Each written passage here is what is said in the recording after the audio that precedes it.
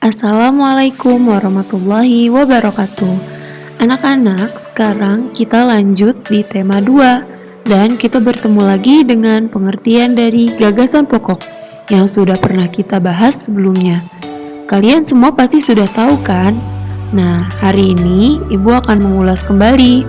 Perhatikan baik-baik ya. Gagasan pokok. Gagasan pokok adalah inti persoalan yang disampaikan dalam paragraf. Bisa disebut dengan ide utama atau kalimat utama. Gagasan pokok menjadi pangkal masalah yang mendasari suatu cerita. Gagasan inilah yang akan dibahas secara keseluruhan dalam sebuah paragraf.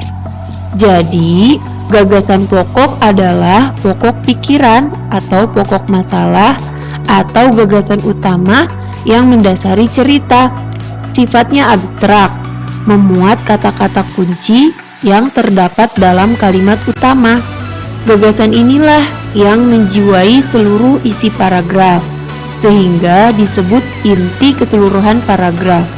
Paragraf yang baik adalah paragraf yang hanya memuat satu gagasan pokok. Gagasan pokok. Lantas, bagaimana cara untuk mengenali gagasan pokok suatu paragraf? Untuk menentukan gagasan pokok sebuah paragraf, maka kita harus mengenali ciri-ciri gagasan pokok. Biasanya, gagasan pokok memiliki ciri sebagai berikut. Yang pertama, kalimat yang terletak di awal, di akhir, atau di awal dan akhir paragraf. Yang kedua, kalimatnya hanya terfokus pada isi dari topik paragraf yang dapat dijabarkan lebih lanjut. Yang ketiga, berupa kalimat utuh atau berdiri sendiri tanpa tanda penghubung antara kalimat. Yang keempat, memiliki arti yang jelas tanpa harus dihubungkan atau ditambah dengan kalimat lain. Dan yang kelima, gagasan pokok yang terletak di akhir paragraf atau induktif, kalimat utamanya ditandai dengan kata-kata kunci seperti oleh karena itu, oleh sebab itu, jadi, dengan demikian, yang penting, dan kesimpulan. Cara menemukan gagasan pokok paragraf. Untuk menemukan gagasan pokok suatu paragraf, ada beberapa langkah-langkah yang bisa dilakukan, antara lain sebagai berikut. Bacalah paragraf dengan cermat. Agar mudah menemukan gagasan pokok dalam suatu paragraf, maka bacalah paragraf tersebut dengan cermat. Perhatikan kalimat demi kalimat yang membangun keseluruhan isi paragraf. Hal ini bertujuan agar kita bisa memahami topik yang sedang dibahas dalam paragraf tersebut. Setelah itu, carilah kalimat yang memuat seluruh ciri-ciri gagasan pokok yang telah dijabarkan di atas, yaitu berdiri sendiri, lengkap atau utuh, dan memiliki arti yang jelas. Yang kedua, menemukan kalimat utama. Selanjutnya, untuk menemukan gagasan pokok sebuah paragraf dapat dilakukan dengan cara menemukan kalimat utamanya. Kalimat itu biasanya berupa kalimat umum yang mengandung gagasan pokok sebuah paragraf. Awas, jangan sampai salah. Karena dalam sebuah paragraf terdiri dari beberapa kalimat. Satu hal yang harus diketahui adalah setiap paragraf hanya memiliki satu kalimat utama, sedangkan kalimat lainnya adalah kalimat penjelas.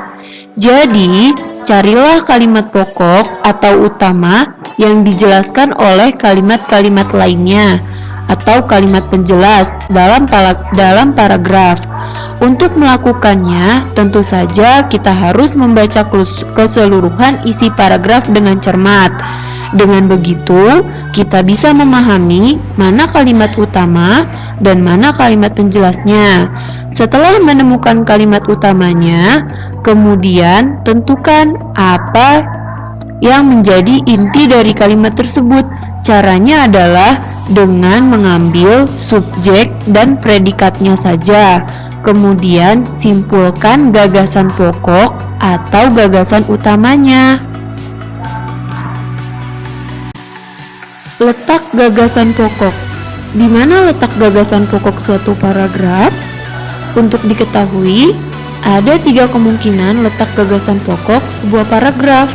Gagasan ini bisa terletak di awal paragraf atau disebut juga deduktif, di akhir paragraf disebut juga induktif, atau di awal dan di akhir paragraf disebut juga dengan campuran. Berikut contoh letak gagasan pokok. Yang pertama, gagasan pokok di awal paragraf atau disebut deduktif. Contoh paragraf yang gagasan pokoknya terletak di awal paragraf adalah sebagai berikut. Besok adalah hari libur. Budi dan teman-teman berencana untuk pergi bermain ke pantai mencari kerang. Budi dan teman-teman biasa bermain di pantai sepulang sekolah. Tetapi karena besok adalah hari libur, Budi dan teman-teman bisa bermain di pantai sejak pagi hari. Nah, gagasan pokok paragraf di atas adalah yang sedang dibahas berarti hari libur. Nah, kalimat pokok paragraf di atas karena ada di awal berarti besok adalah hari libur. Sedangkan gagasan pendukung paragraf di atas adalah Budi dan teman-teman berencana untuk pergi bermain ke pantai mencari kerang. Budi dan teman-teman biasa bermain di pantai sepulang sekolah. Tetapi karena besok adalah hari libur, Budi dan teman-teman bisa bermain di pantai sejak pagi hari. Kedua, gagasan pokok di akhir paragraf atau induktif. Contoh paragraf yang gagasan pokoknya terletak di akhir paragraf adalah sebagai berikut. Seorang ayah tidak pernah lelah bekerja mencari nafkah. Setiap hari, ayah selalu pergi pagi dan pulang malam untuk bekerja dengan harapan semua kebutuhan keluarganya dapat terpenuhi. Tidak peduli cuaca panas atau hujan, siang ataupun malam, yang ia pikirkan adalah bagaimana mencari nafkah untuk menghadapi keluarganya. Karena bagi ayah, keluarga adalah hidupnya. Nah, gagasan pokok paragraf di atas adalah karena adanya di akhir, maka gagasan pokoknya bisa kita ambil ayah dan keluarga. Nah, itu melingkupi tentang ayah dan keluarga. Lalu, kalimat utama paragraf di atas adalah kalimatnya karena bagi ayah, keluarga adalah hidupnya. Nah, seperti yang dibilang tadi, gagasan pokok yang berada di akhir biasanya memiliki awalan kata oleh karena itu, karena, jadi. Nah, di sini menggunakan kata karena. Karena bagi ayah, keluarga adalah hidupnya. Kemudian gagasan pendukung paragraf di atas, yaitu seorang ayah tidak pernah lelah bekerja mencari nafkah.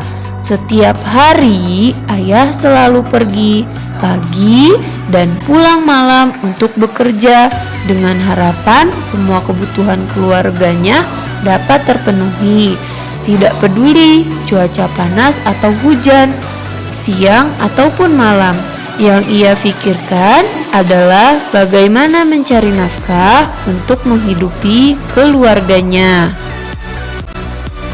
Selanjutnya, contoh yang ketiga, gagasan pokok di awal dan di akhir paragraf.